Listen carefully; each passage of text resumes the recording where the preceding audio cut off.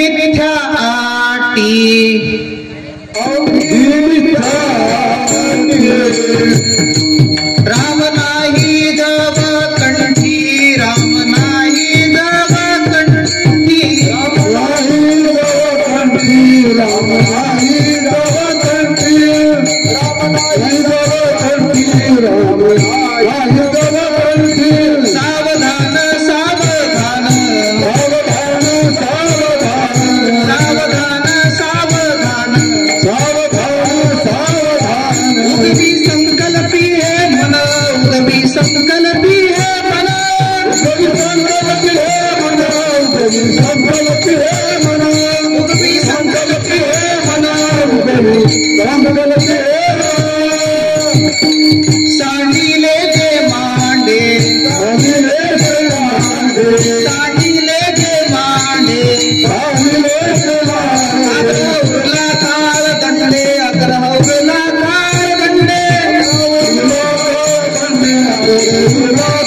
दंडे सावधान सावधान सावधान सावधान उगवी संकल्पी हे मना उगवी संकल्पी हे मना उगवी संकल्पी हे मना उगवी संकल्पी हे मना संकल्पी हे मना उगवी संकल्पी हे मना तुका म्हणे आले भागा म्हणे आले भागा म्हणे आले भागा म्हणे आले भागा देवली चिंती पांडुरंगा देवली चिंती पांडुरंगा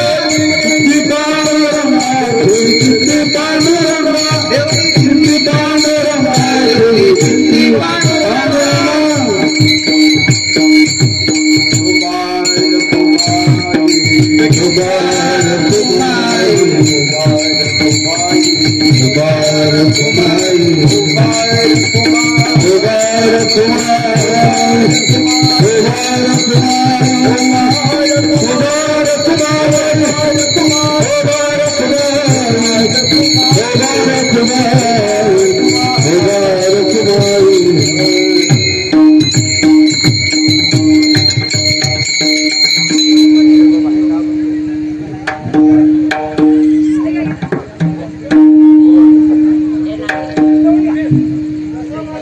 अवघी मिथ्या अटी राम नाही जव कंठी सावधान सावधान उगवी संकल्पी हे मन सांडिले जे मांडे सांडिले जे मांडे आग्रह उरला काळ दंडे सावधान सावधान उगवी संकल्पी हे मन तुका म्हणे आले भागा तुका म्हणे आले भागा देवनी चिंती पांडुरंगा सावधान सावधान उगवी संकल्पी हे मन अवघी मिथ्या अवघी मिथ्या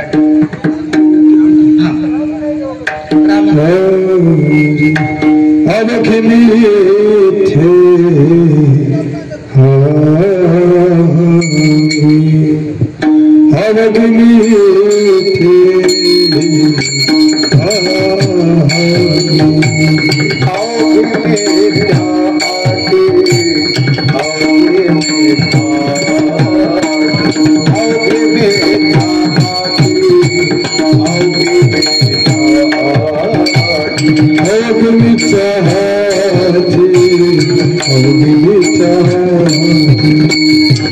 अवघी मिथ्ये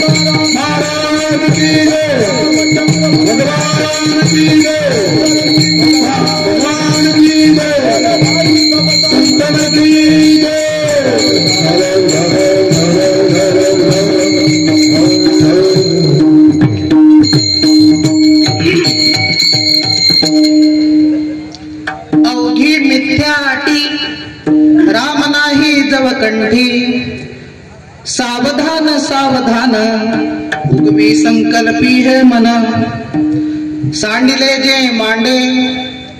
सांडिले जे मांडे आग्रह उरला काळदंडे सावधान सावधान उगवी संकल्पी है मन तुका म्हणे आले भागा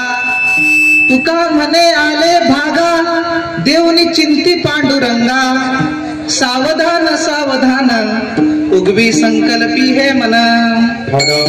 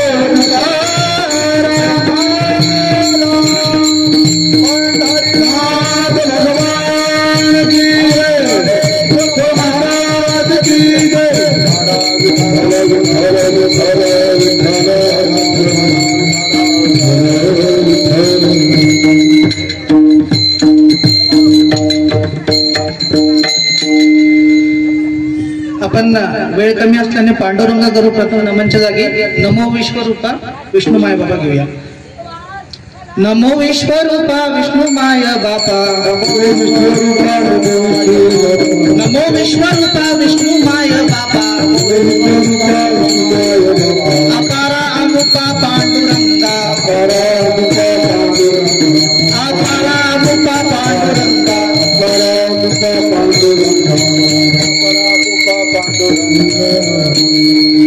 करारविंदेन पदारविंदम मुखारविंदे विनेशियंतम वटस्य पत्रस्य पुटेशियानं बालं कुंदम मनसा स्मरामि.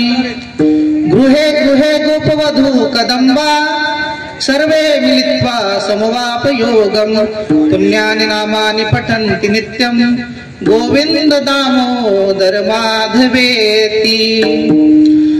कर्पूर गौरम करुणावतारम संसार सारम भुजगेंद्रहारम सदा वसंतम हृदयारविंदे भवं भवामी सहितं नमामि.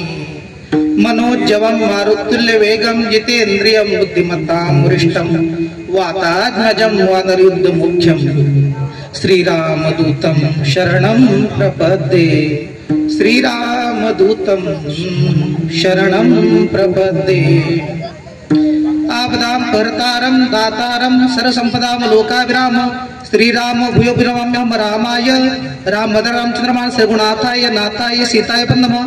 नीलांबर श्यामल कोमलांगम सीता समारत महाभागम प्राणो मस्तक चारुचापम नमामि रामकृष्णातं लोकाभिरामरणं गधीरं राजीव नेत्रमुष्णातं कारुण्य रूपम करुणाकरंतम श्रीरामचंद्रम शरण प्रपद्ये.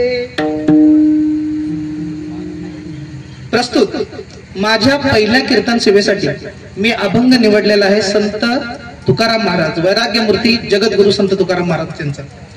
हा उपदेश प्रकरणातील एक अभंग आहे जो जीवाला माणसाला काहीतरी उपदेश करू इच्छितो की हे माणसा तुझी सगळी अटी तुझे सगळे प्रयत्न तुझी सगळी प्रतिष्ठा तुझं सगळं धन आणि तुझं सगळं सगळं जे तू काही करतोय ते व्यर्थ आहे जर तुझ्या मुखामध्ये नाम जर तुझ्या मुखामध्ये नाम नाही. नामापरते साधन नाही रे अन्यथा वाया अनेक पंथा जाशील. जर नामाचं साधन जर तुझ्याकडे नसेल तर तुझं जीवन व्यर्थ आहे असं संत तुकाराम महाराज या प्रस्तुत अभंगामध्ये सांगतायत की अवघी मिथ्या आटी राम नाही जव कंठी सावधान सावधान उगवी संकल्पी हे मन. तुझं हे जे मन आहे हे सतत काही ना काही संकल्प करत असते काही चांगले काही वाईट आणि या संकल्पनांच्या मागे धावता धावता तुझं जे आयुष्य आहे ते व्यर्थ जात आहे. आणि मग एक दिवस काळ सांडेले जे मांडे आग्रह उरला काळ दंडे काळ म्हणजे मृत्यू तुझ्या दारात येऊन उभा राहतो आणि तेव्हा तू खूप रडतोस. आणि तू यासाठी नाही रडत मृत्यू आला तू यासाठी रडतोस कारण जीवन व्यर्थ गेलं. लक्षात येते माझं जे कीर्तन आहे हे खोपडी हलवणारा कीर्तन आहे. पहिलं कीर्तन ही तुमची खोपडी हलवणार. फक्त तुम्हाला काय करायचं जरा अतिशय बारकाईने बघायचं अतिशय बारकाईने कीर्तन ऐकायचं आहे. माझ्या डोळ्यात पहा कीर्तन ऐकताना. मी कुठल्याही आळंदीला गेलेलो नाहीये एक दिवसही आळंदीला राहिलो नाही. मी कुठल्याही कीर्तनकाराकडे कीर्तन शिकलेलो नाही.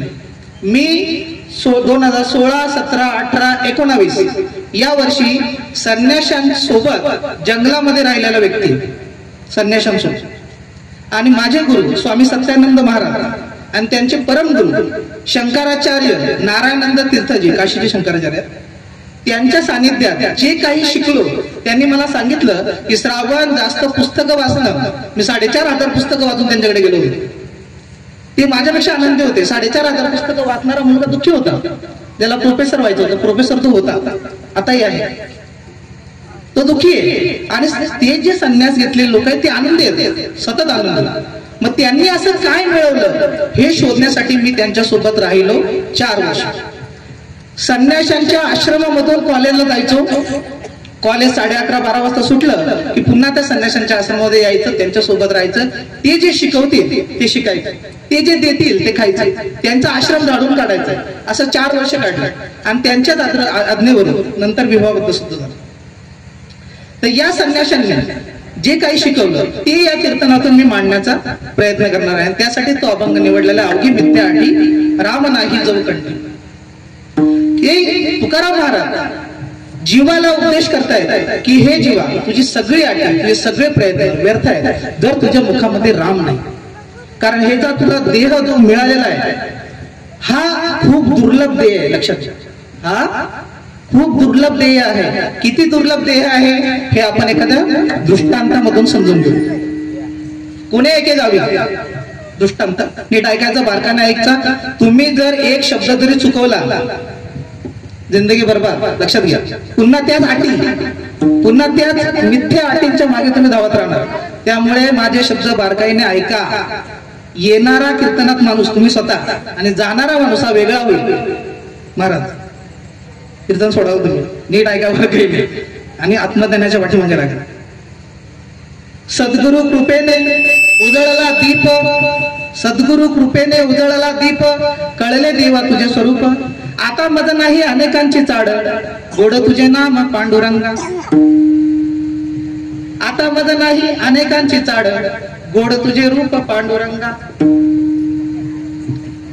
तर या कीर्तनाच्या माध्यमातून तुम्हाला बारकाईने ऐकायचं आहे या गोष्टी. आता पहिला दृष्टांत. पुणे एके गावी एक अतिशय दुष्ट मुलगा होता, अतिशय दुष्ट. लोकांची पिकं आलेली पेटवून देणे, गावामधल्या मुलींची छेडछाड करणे, गावामधल्या प्रत्येक व्यक्तीला त्रास देणे हा त्याचा धंदा. कुणाचा? त्या मुलाचा. आपण त्याला एक नाव देऊया, बबन. काय नाव देऊया? बघा बारकाईने ऐकायचं तुम्हाला. तुमचा एक मुद्दा सुटला की कीर्तन केलं, मुद्दा सुटला कीर्तन केलं. बघा बबन काय करतोय? सगळ्यांना त्रास देतोय गावामध्ये. याचा धंदा असतो गावामध्ये सगळ्यांना त्रास देणे, लोकांच्या पत्र्यावर दगड फेकणे, पत्रे फोडणे, कुणातरी मुलीची छेड काढणे, याला दगड मार त्याला दगड मार, याची भांडण कर त्याची कळला, अशी माणसं असतात ना. हा, ते राम मंदिर बांधत असताना तुम्हाला अनुभव आला असेल की अशी माणसं असतात की जे चांगलं कार्य होऊ देत नाही. असाच बबन एक दिवस सकाळी आंघोळ करून येत असताना, नदीवरून आंघोळ करून असताना त्याला दूर पिंपळाच्या झाडाखाली एक साधू बसलेला दिसला. त्याने 3 दगड उचलले आणि विचार केला की या साधूला काय करू आपण, दगड मारू लपू, दुसरा दगड मारू लपू, तिसरा दगड मारू आणि लपू. काय म्हणाला बाबा की आपण या साधूला दगड मारायचाय लपायचंय, दगड मारायचाय लपायचंय, दगड मारायचंय लपायचंय. परंतु जसा जसा तो साधूच्या जवळ जात गेला तसा तसा त्याला वाटलं की नको, 3 दगड नको मारूया, साधूला ध्यानात दिसते. आपण काय करू, 2च दगड मारू. एक दगड त्याने टाकून दिला. कथा बारकाईने ऐका, नाही तर कथा कळणार नाही. कथाला डीप आणि डोकं फिरवणारी कथा जर संमती तर त्याने 2च दगड ठेवले आणि विचार केला की आता हा दगड आपण त्या साधूला, ध्यानस्थ बसलेल्या साधूला पिंपळाच्या दगडी मारूया आणि त्याची ती तपस्या भंग करू ध्यानस्थ. मग त्याने मारायचा प्रयत्न केला. नंतर त्याच्या मनात परत असं विचार आला, बघा जो उद्दाम आहे, जो लोकांना त्रास देणार, त्याचं मन बदलतंय. साधूच्या जसा जवळ जातो तसा तो आणखी थोडासा जवळ गेला की जवळून मारू दगड. आणि जवळून मारायचा विचार करत असताना जवळ गेल्यावर त्याला असं वाटलं की नको, 2 कशाला मारावं, आपण एकच मारू, त्याला त्रासच द्यायचा आहे, एकच दगड मारू. आणि पुन्हा जवळ गेला आणि दगड उगारला, परंतु त्याचं मन पुन्हा बदललं आणि त्याने तो दगड सुद्धा टाकून गेला.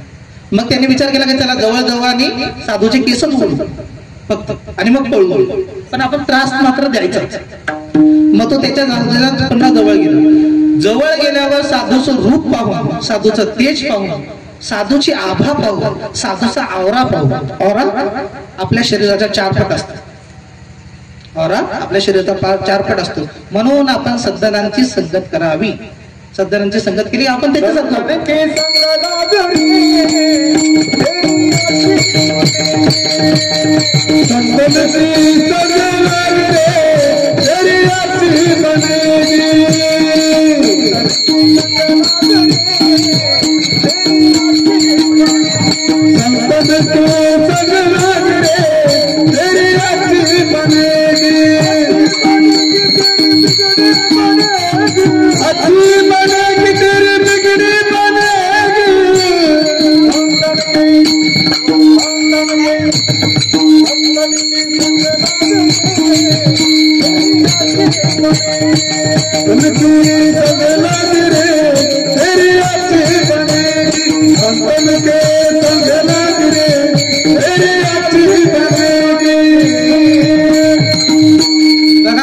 आता त्या साधूच्या जवळ गेलेला आहे, खूप जवळ, आणि साधूला इतका ध्यानस्थ बसलेला पाहून, साधूचं तेज पाहून त्याला असं वाटलं की आपण पण थोडस बसावं, आणि तो साधू जवळ बसलेला आहे.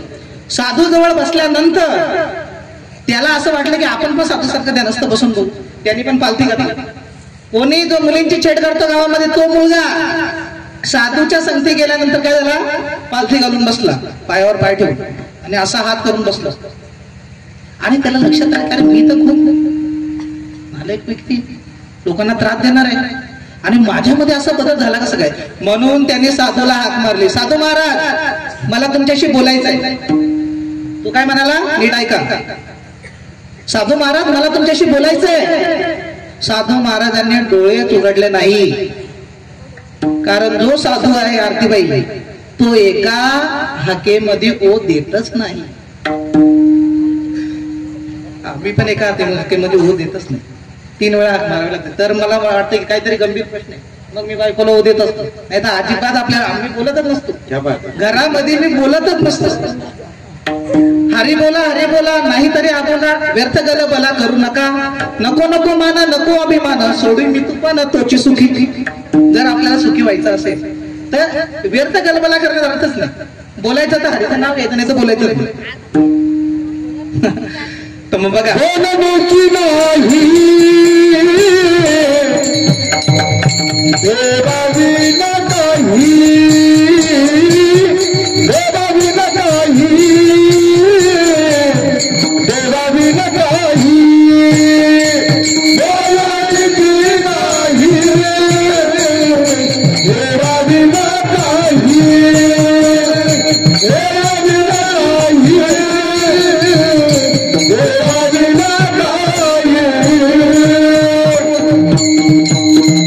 बोलण्याची नाही देवाविन काही. तर मग बबननी साधू महाराजांना आवाज दिला की महाराज डोळे उघडा, मला तुम्हाला काहीतरी विचारायचं एकदा. साधू महाराजांनी अजिबात डोळे उघडले नाही, कारण तो खरा साधू होता. दुसरा असता लगेच डोळे उघडून दे, तो खरा साधू होता, त्याने डोळे उघडले नाही. बबननी आणखी अर्थाने हाक मारली, साधू महाराज कृपा करून डोळे उघडा, मला तुमच्याशी काहीतरी बोलायचं आहे. साधू महाराजांनी अजिबात डोळे उघडले नाही. मग बबनने पुन्हा एकदा हात मारला, सांगितलं साधू महाराज डोळे उघडा, नाही तर मी इथं मस्तक आपटून जीव देईल. तेव्हा साधू महाराजांनी डोळे उघडले आणि त्याच्याकडे पाहिले. साधूचे जे डोळे असतात, महाराज साधूचे जे डोळे असतात हे स्थिर झालेले डोळे असतात, कारण त्याच्या मनामध्ये कुठलाही विचार उमटत नाही. त्याच्या मनामध्ये कुठलाही विचार उमटत, त्याचं मन पण हरवलेलं असतं, त्याचं मन पण हरवलेलं असतंय. पतंजलीने योग सूत्रामध्ये लिहिलेलं आहे, योग हा चित्त निरोध, चित्ताचा निरोध करणे हे योग आहे. योग या शब्दाचा अर्थ आहे जोडणे. कशाला जोडणे, आत्म्याला परमात्म्याशी जोडणे, याचा अर्थ योग आहे. आणि ज्याने हे साधलेलं आहे तो टी शर्ट आणि जीन्स पॅन्ट वर जरी असला तरी तो योगी. तो टी शर्ट आणि जीन्स पॅन्ट घालून असला, बरमुड्यावर फिरत असला बाजारात तरी तो योगी आहे. लक्षात घ्या, कुणाच्या कपड्यावरून त्याची ओळख करायची असते. तर तिसऱ्यांदा एकदा हात मारली की साधू महाराज डोळे उघडा, नाही तर मी डोकं आपटून जीव देईल.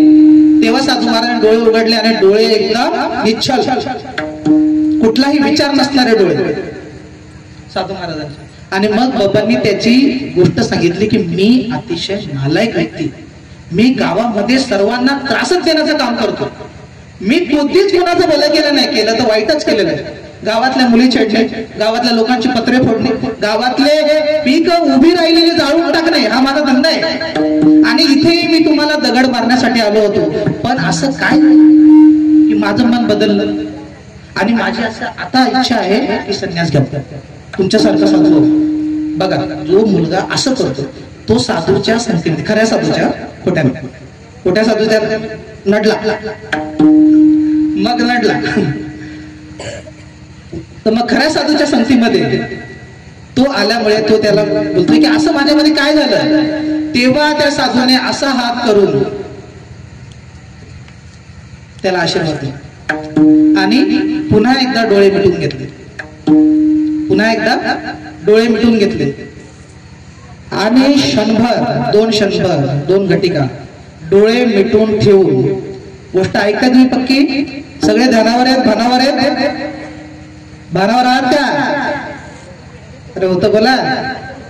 अरे हा हो बोला, होकार देत जा, नाही तर नाही म्हणत.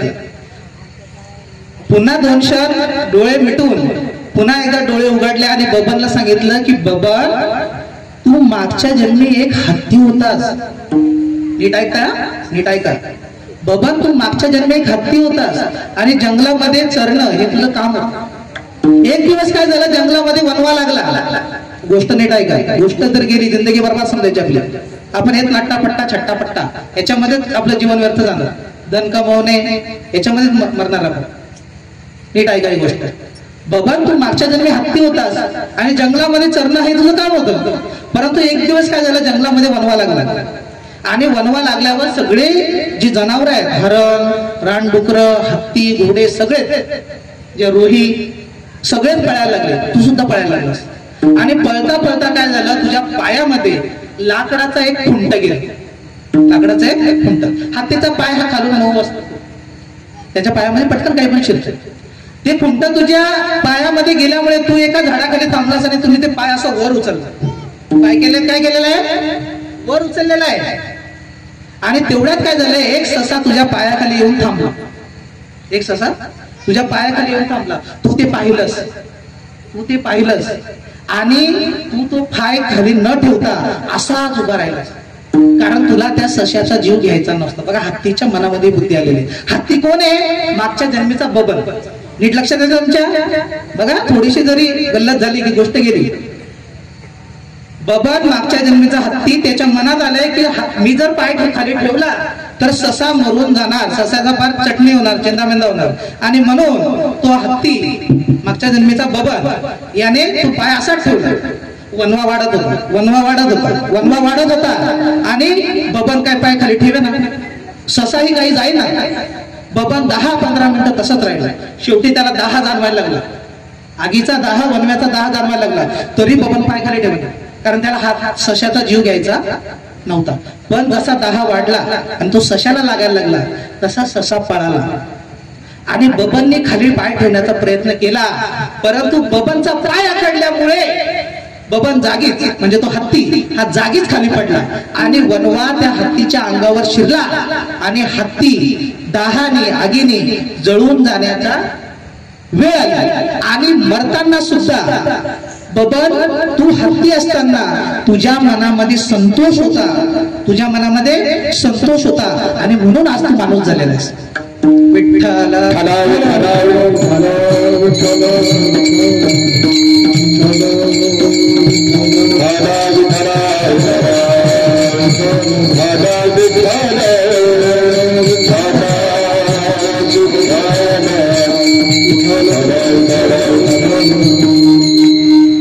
बबन, मरताना तुझ्या मनामध्ये संतोष, तुझ्या मनामध्ये समाधान होतं आणि म्हणून आज तू माणूस झालेला आहे. असं संतोष, समाधान असण्याचा शेवटचा क्षण जर आला तरच महाराज तुम्ही आणि मी माणूस झाले. मागच्या जन्मी आपणही 100% चिलट, माशी, पाण्यातला मासा, डुक्कर, रानडुक्कर, कुत्रा, मांजर असेच होतो. हे धनाधर इथं बसलेले सगळे मंडळी. फक्त एवढं फरक एवढा की साधूला मागच्या जन्मीचा ताला खोलता येतो, आपल्याला खोलता येत नाही. मी माझ्या गुरूंना विचारलं होतं की बाबा मला हे शिकायचंय,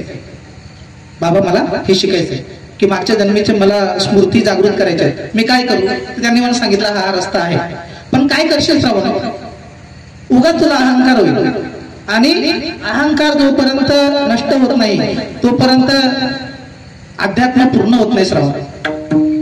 त्यामुळे तू या भानगडीत पुढे नको. समज तुला झालं हे ज्ञान, तुझा ताला आहे मागच्या जन्मीचा तो खुलला गेला आणि तुला कळालं की तो असा होता, त्याच्याने काय फायदा होणार आहे ते तर घडून गेले. आता पुढे काय करायचं त्याच्याकडे लक्ष दे. म्हणजे या गोष्टीतून हे कळालं की इथं बसलेले ही सगळे जण मागच्या जन्मी जनावरच होती. 100% काय होती, जनावरच होती. परंतु मृत्यूच्या समयी असा काही प्रसंग तुमच्या आयुष्यात, माझ्या आयुष्यात, इथे बसलेल्या प्रत्येकाच्या आयुष्यात, प्रत्येक माणसाच्या आयुष्यात आला आणि म्हणून आज ते माणूस झालेले. विठ्ठला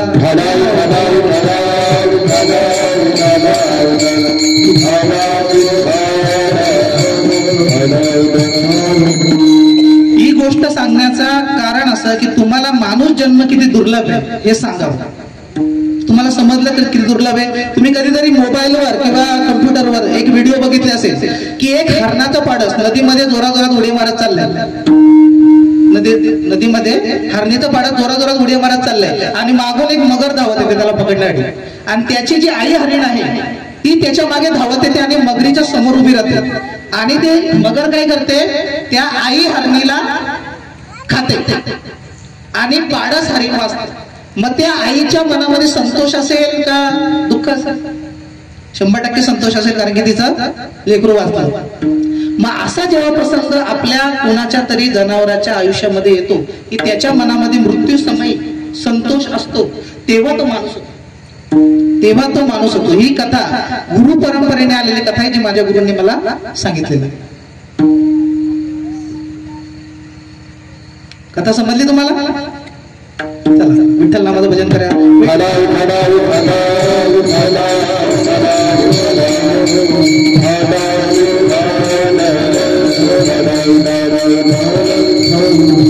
मग तुकाराम महाराज असं म्हणतायत की हे माणसा, हे जीवा, तुला हा दुर्लभ मनुष्य जन्म मिळाल्यावर तू धनाच्या पाठीमागे काय वेड्यासारखा धावतोयस? तू काय लोकांना ज्ञान शिकवत फिरलायस? तू काय प्रतिष्ठेच्या मागे, हारतुऱ्यांच्या मागे, शालींच्या मागे हिंडतोयस? वेड्या, अरे शाली देणारे, हारतुरे देणारे यांची पण काहीतरी पात्रता असली पाहिजे ना. त्यांच्या आतला तर दिवा जागृत असेल आणि त्यांनी तुला हारतुरे दिले, त्यांनी तुझ्या अंगावर शाली पांघरला, तर त्या शालीला काहीतरी महत्व आहे. नाही तर वेड्यांना शाली घातल्या काय फायदा? आणि म्हणून जीवा तू काय कर ना, रामाचं नाम घे. म्हणून जीवा तू काय कर, रामाचं नाम घे. कारण या राम नामानेच काय होणार आहे, तुझ्या जीवनाचं सार्थक होणार आहे. रामनामानेच काय होणार आहे, तुझ्या जीवनाचं सार्थक होणार आहे. आणि म्हणून तू जीवनामध्ये काय कर, अवघी मिथ्या अटी, ही जी अटी आहे ती तू सोडून दे आणि काय कर, रामाचं नाम घे. आणि किती जरी कमवलं, नीट लक्षात घ्या, किती जरी कमवलं, किती जरी कमवलं तरी ते व्यर्थच आहे. का? कसं? तर आणखीन एका दृष्टांताच्या माध्यमातून आपण समजून घेऊ. युरोप नावाचा खंड, ग्रीस नावाचा देश आणि अथेन्स नावाचं शहर, या शहरामधला राजा मरण पावला. आणि हा राजा मरण पावल्यानंतर त्याचा जो सुकुमार 21 वर्षाचा मुलगा आहे, त्याचं नाव सिकंदर, अलेक्झांडर द ग्रेट, त्याचं नाव सिकंदर अलेक्झांडर द ग्रेट, हा राजा झाला. आणि याने ठरवलं की मी माझ्या वडिलांनी माझ्यासाठी ठेवलेल्या राज्यावरच समाधान का मानावं. मी माझ्या वडिलांनी ठेवलेल्या माझ्यासाठी जे हिरे, माणके, मोती, आता ते काय थोडे नसतील, पोतेच्या पोते, त्याच्यावरच समाधान का मानावं. तर मी समाधान मानणार नाही. मी काय करेल तर दुसरे देश जिंकेल. आणि किती जिंकेल तर जग जिंकेल. किती जिंकेल तर जग जिंकायचं मला. आणि तो जग जिंकण्यासाठी निघाला. जाताना त्याने त्याच्या 19 वर्षाच्या सुकुमार पत्नीला विचारलं की मी जग जिंकायला चाललोय, मी तुझ्यासाठी काय आणू. तेव्हा त्या पत्नीने सांगितलं की भारत नावाचा देश जेव्हा तुम्ही जिंकाल तेव्हा त्या भारत नावाच्या देशामध्ये खूप रत्नजडित अशी दागिने, अलंकार असतात, ते तुम्ही माझ्यासाठी आणा. स्त्री ही धनामध्ये उत्सुक असते. स्त्री ही फक्त आणि फक्त धनामध्ये उत्सुक असते. Womens don't love you, womens love what you provide. बायकांचं नवऱ्यावर प्रेम नसते, बायकांचं नवरा काय देतो त्याच्यावर प्रेम असते. विठ्ठल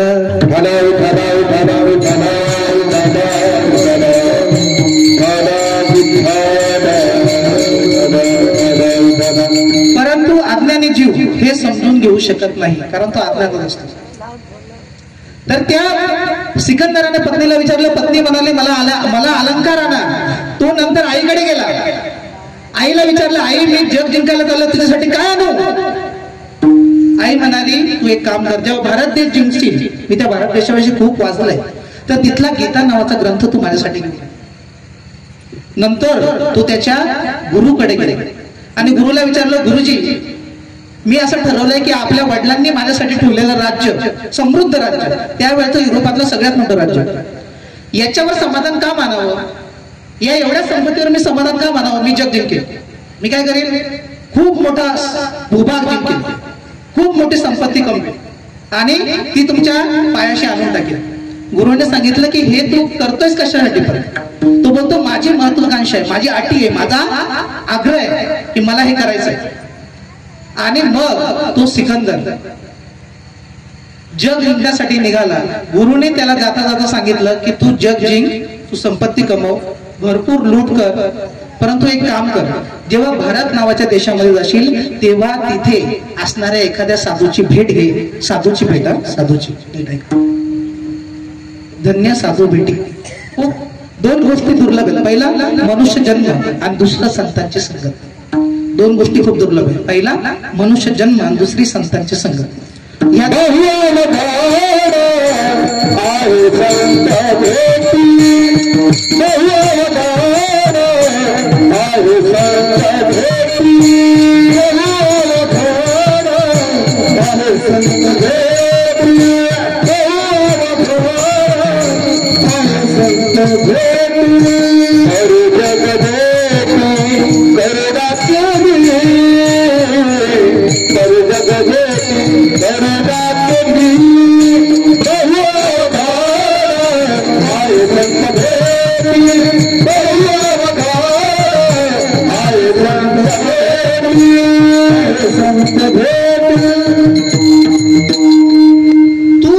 भारत नावाच्या देशामध्ये गेल्यावर एखाद्या साधूला भेट आणि त्याला विचार की काय केल्याने माणसाच्या जन्माचं सार्थक होतं, काय केलं म्हणजे मनुष्य जीवन सार्थकी लागते, असा उपदेश घेऊन ये आणि तो मला तेवढा ऐकव, एवढं तू माझ्यासाठी घेऊन ये, असं गुरुने सांगितलं. तो निघाला. त्याने पहिला देश जिंकला. 2 लाख माणसं मारली गेली शत्रू सैन्याची आणि याच्या सैन्याची 40,000 माणसं. दुसरा देश जिंकला, तिसरा जिंकला, चौथा जिंकला, 10वा जिंकला, 15वा जिंकला, 16वा जिंकला, 20वा जिंकला आणि 21वाही जिंकला.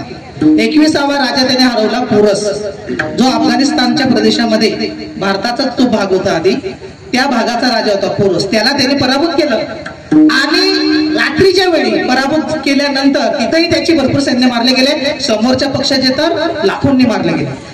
त्यानंतर रात्रीचे तो डायरी लिहायचा की आज मी एवढा एवढा भूभाग, किती महिलांनी, एकराने नाही, एकराने नाही, इथे एकरावाले अहंकार करतायत. तो देश जिंकतोय, देश, इथे 1 आणि 2 एकरावाले अहंकार करतात. 2 एकर वावर आहे तर पावर आहे.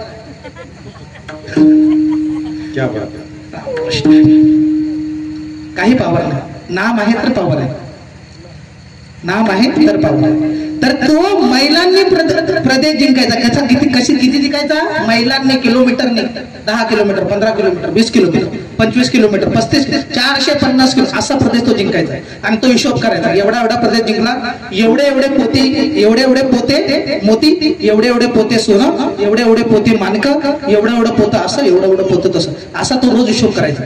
आणि रात्रीच्या वेळी तो हिशोब करून झाला की ती डायरी उशाशी ठेवून झोपी जायचा.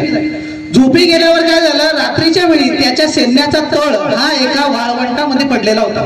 त्या वाळवंटामध्ये सैन्य झोपलेलं असताना त्याच्या सैन्यावर त्या पोरस राजाच्या सैन्याने परत आक्रमण केलं. उरलेल्या सैन्याने परत आक्रमण केलं आणि त्याचं सैन्य कापलं जाऊ लागलं. मग याने काय केलं, जवळची तलवार उपसली, मागच्या तंबूची जी कापडी भिंत आहे ती फाडली आणि जिथं वाट सुटेल तिथं पळत सुटला. कोण, ज्याने एवढे 21 देश जिंकलाय तो सिकंदर. जिथे वाट सुटेल तिकडे पळत सुटला, कारण त्याला जीव प्यारा होता. पळत सुटला आणि जिथे वाट सुटेल तिथं दबा धरून बस. जेव्हा सकाळ झाली तेव्हा त्याला असं लक्षात आलं की आपण आपल्या सैन्याच्या तळापासून, सैन्य जिथे आहे तिथपासून खूप दूर निघून आलेलो आहे आणि आता आपल्याला आपलं सैन्य शोधलं पाहिजे. तो सैन्याला शोधू लागला. नीट ऐका, एक गोष्ट बारीक ऐकायची. तो सैन्याला शोधू लागला, परंतु सैन्य काही भेटत ना. 9 वाजले, वाळवंट, तहान लागली. 12 वाजले, भूक लागली आणि त्याच्या लक्षात आलं की आता या वाळवंटामध्ये तहान, पाणी, भूक भूक करत मी मरणार. कोण, 21 देश जिंकलेला सिकंदर, ज्याच्याकडे अकूट संपत्ती, ज्या संपत्तीचं मोजदाद करता येत नाही अशी संपत्ती, इतकी संपत्ती, ज्याच्याकडे 21 देशांची भूभाग आहे, 2-3 एकर नाही. तो त्याला लक्षात आलं की आता मी मरणार. पाण्याविना मी मरणार. आणि मग त्याने वर पाहिला आणि त्याच्या धर्माचा जो देव आहे त्याला प्रार्थना केली की देवा, मी सिकंदर आहे, मी अलेक्झांडर आहे, मला साजेल असा मृत्यू तरी दे, मला तू पाण्याविना मारणार का, मला साजेल असा मृत्यू तरी तू दे, अशी तो प्रार्थना करू लागला. तेवढ्यात काय झालं, हे ऐका, बारीक ऐका, बोलू नका. तेवढ्यात काय झालं, त्या ठिकाणी एक वाळवंटामध्ये मुसाफरी करणारा, वाळवंटामध्ये फिरणारा साधू तिथून चालत आला आणि त्या साधूच्या हातामध्ये कमंडलू होतं. जसा त्याला तो साधू दिसला तसा सिकंदर घाईघाईने त्याच्या जवळ गेला आणि म्हणाला की महाराज, बरे झालं तुम्ही भेटला, तुमच्या त्या कमंडलूमध्ये पाणी दिसते, मला थोडंसं पाणी द्याल का, खूप तहान लागली, मी मरून जाईल पाण्यामध्ये. साधूने त्याच्या हातामध्ये कमंडलू टेकवलं. साधू करुणेचा सागर आहे, साधू करुणेचा सागर आहे. साधू मध्ये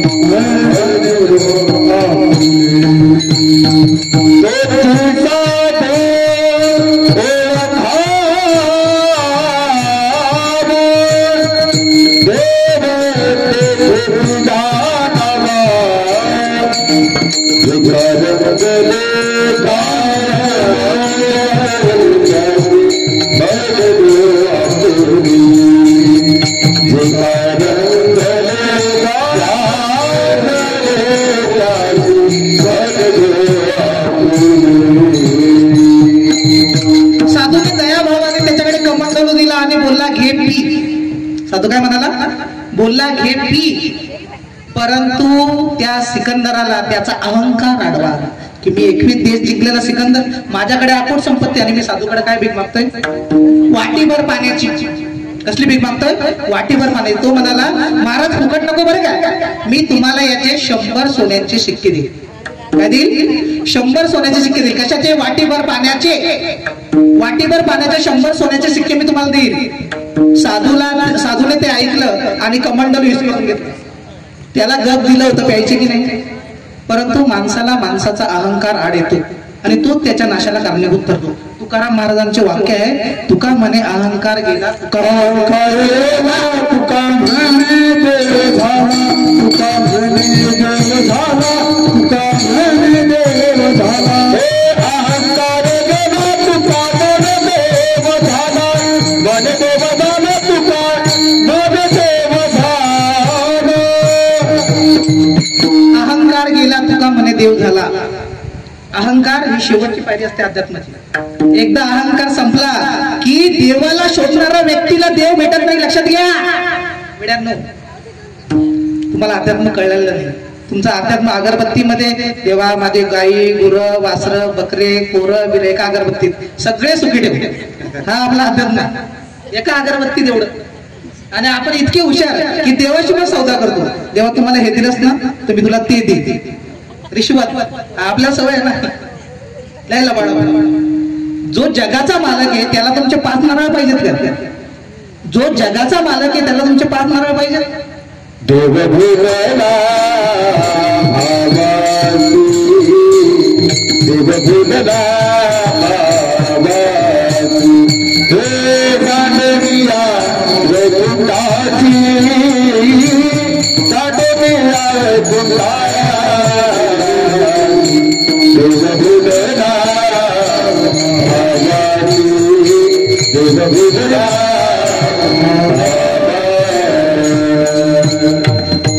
देव फक्त भावाला बोलतो. आणि लक्षात घ्या, माझे शब्द लक्षात ठेवा, हे शब्द तुम्हाला पुन्हा ऐकायला भेटणार नाही. देव शोधायला गेलेल्या माणसाला देव भेटत नाही, तो स्वतः देव होतो. देव शोधायला गेलेल्या माणसाला देव भेटत नाही, ते महाराज कुठून गेले, तेच मला सांगायचं होतं. देव शोधायला गेलेल्या माणसाला देव भेटत नाही. देव शोधायला गेलेला माणूस प्रसाद तो स्वतः देव होतो. तो काय होतो? स्वतः देव होतो. गौतम बुद्ध राजाचा मुलगा देव शोधायला गेला आणि भगवान बुद्ध झाला. सिद्धार्थ बुद्ध झाला. राजाचा मुलगा वर्धमान महावीर जैन मंदिरामध्ये त्याची मूर्ती आहे ना, तो हा राजाचा मुलगा आहे. त्याला बायको आहे, मुलं आहे. तो देव शोधायला गेला आणि भगवान महावीर झाला.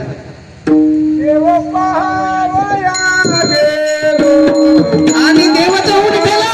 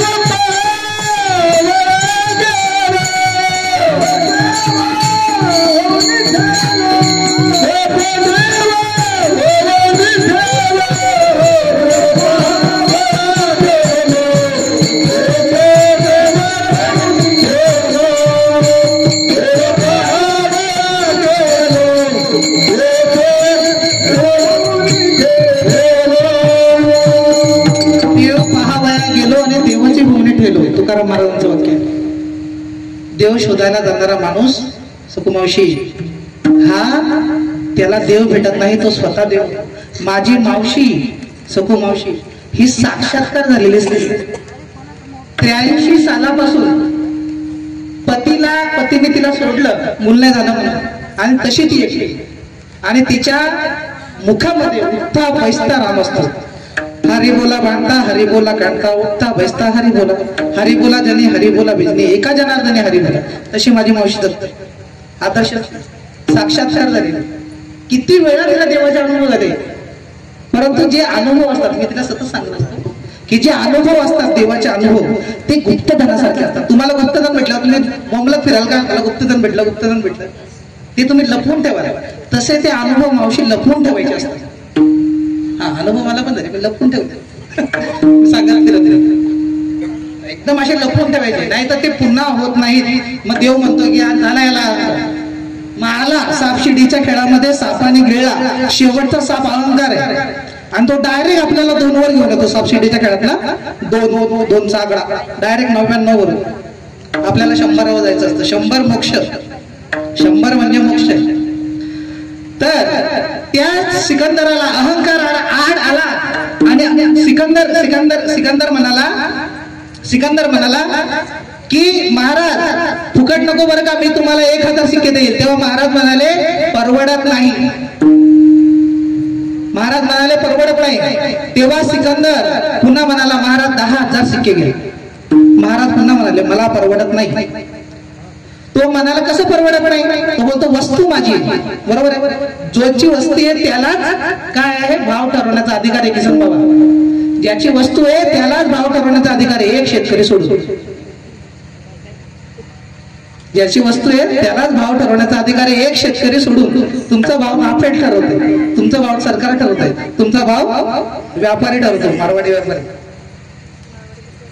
पण तिथे साधूंनी भाव ठरवलाय कमंडलू मधल्या पाण्याचा की मी माझे 10,000 सिक्क्यामध्ये सुद्धा कमंडलू मधलं वाटीभर पाणी देणार नाही. मग सिकंदर आणि त्याच्यामध्ये भाव चालला अर्धा तास भाव चालला महाराज. आणि त्यानंतर सिकंदर म्हणाला की महाराज मी तुम्हाला माझी इतकी वर्ष आयुष्य घालवलं, मी ती सगळी संपत्ती, ती 21 देश द्यायला तयार आहे. सगळी अखूट संपत्ती आणि 21 देश द्यायला तयार आहे. पण तुम्ही मला तुमच्या कमंडलू मधलं वाटीभर पाणी द्या, नाही तर मी मरून जाईल. साधूंनी आनंदाने ते पाणी त्याच्याकडे दिलं आणि त्याने ते पाणी घटाघटा पिलं. साधूंनी कमंडलू घेतलं आणि साधू निघाला. तेव्हा तो सिकंदर म्हणाला महाराज राज्य नको का, महाराज संपत्ती नको का? साधू म्हणाला जर तुझी घ्यायची असती तर माझी कशाला सोडली असती, जर तुझी घ्यायची असती तर माझी कशाला सोडली असती. चाह गई चिंता मिटी मनवा बेपरवा, जिसको कछो न चाहिए वही शहनशाह, ज्याची इच्छा गेलेली, ज्याला काहीच नकोय तो शहनशाह आहे, फकीरच खरा शहनशाह आहे. आणि साधू तसा म्हणाला आणि त्याला सांगितलं की मला तुला फक्त एवढं दाखवायचं होतं की तू आयुष्यभर खपून कमवलेली संपत्ती एक वाटी पाण्या इतकी सुद्धा किमतीची नाही. तुझा हा सगळा अट्टहास, तुझे हे सगळे प्रयत्न सिकंदरा व्यर्थ आहेत. अभंगाच्या पहिल्या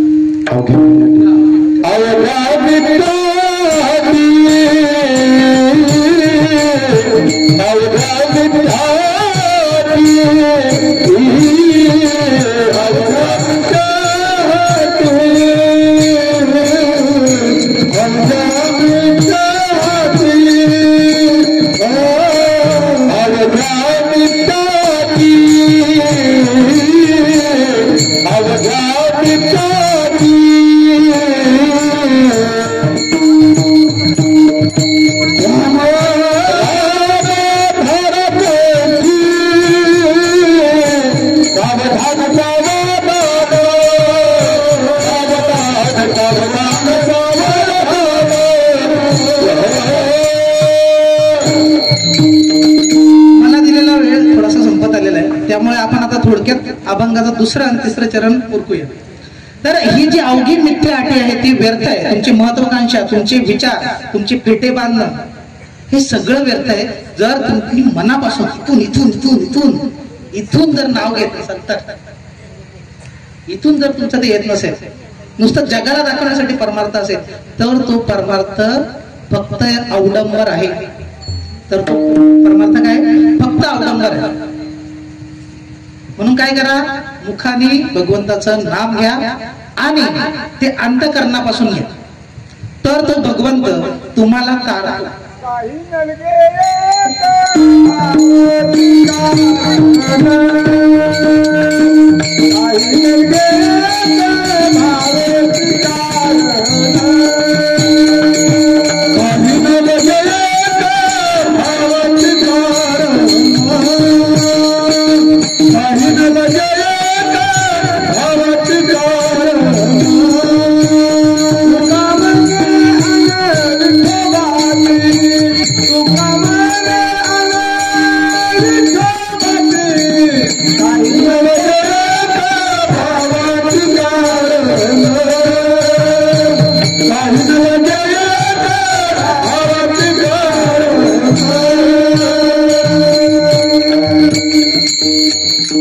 संपूर्ण कीर्तन पाहण्यासाठी धन्यवाद. कीर्तनाचा दुसरा भाग लवकरच प्रकाशित होईल.